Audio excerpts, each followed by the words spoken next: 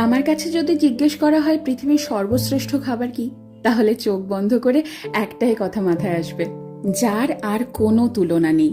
আমরা মধ্যমগ্রাম বাজার গিয়ে একেবারে বর্ষার ইলিশ কিনে এনেছি।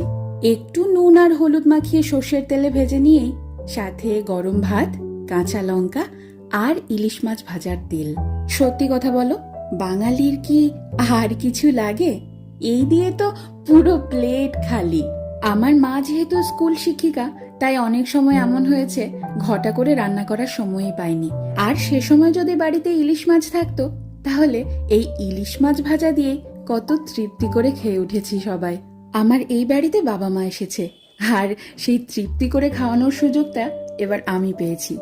আমার খাদ্য রসিক বাবা গরম গরম ভাত আর ইলিশ মাছ ভাজা নিয়ে বসে পড়েছে। দেখো কত মজা করে খাচ্ছে, দেখেও যেন তৃপ্তি আসছে আমার।